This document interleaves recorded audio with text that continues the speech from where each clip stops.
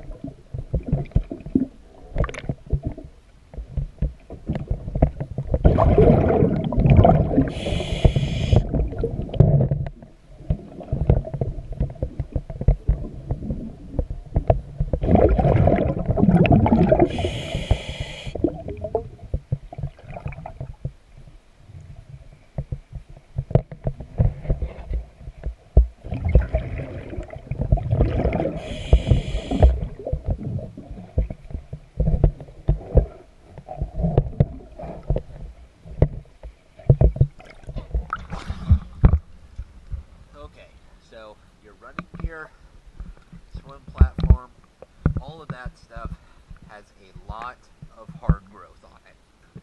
Your paint looks awesome. You can tell it's definitely new.